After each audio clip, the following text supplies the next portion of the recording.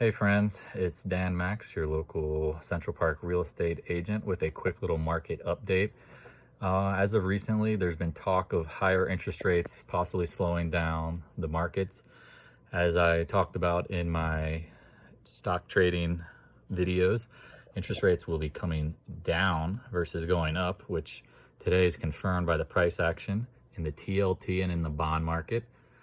People think the feds are going to stop buying bonds, and let alone they have not. They went from 120 billion down to 110 billion a month, which is still a significant amount of bond buying. So again, bond rates should be stabilizing to seeing lower interest rates for loans as I continue to really press.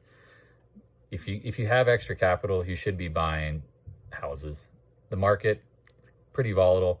I do think in time the markets will rise, but the best hedges against the volatility and inflation that is coming with all the bottlenecks is housing. They can't build houses fast enough. This isn't the 2000s when I started in real estate and stocks. They literally were building houses everywhere. Condos were popping up everywhere. You could not see a crane in the sky. Well, now you have tremendous bottlenecks. You're not going to be able to get to what you need. The housing market's going to take probably at least 2 years to catch up with the demand. So what's your long-term price of the housing market as a whole, especially Denver, where we're at, beelerpark, Central Park, Denver? You're not going to see price destruction of any magnitude if there is a bear market in housing.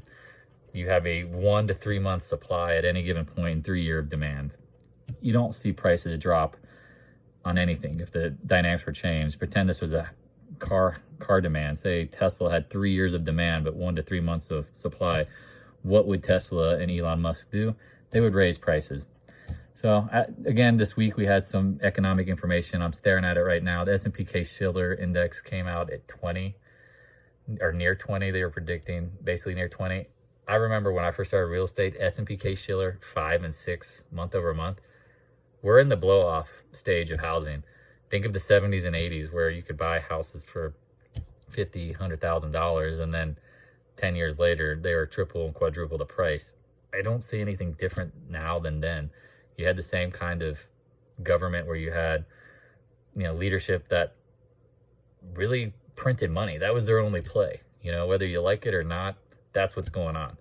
Printing money endlessly to pay for things. And when you increase the monetary supply, there's only a fixed number of assets they can chase. So naturally you print more money and there's a fixed amount of toilet paper prices go up. It doesn't even matter if there's a huge demand. It's just the amount of money supply that's created. So I'll go into this more if people have questions. Again, if you need any help, any thoughts about real estate, you can hit me up, danmaxrealty.com, danmaxrealty@gmail.com, 720-255-1033. Again, don't hesitate to hit me up if you have questions about anything about the markets, stock market, housing market, investment market. My goal, my job is to provide value and stay on top of it. And I hope I can for everybody. Thanks.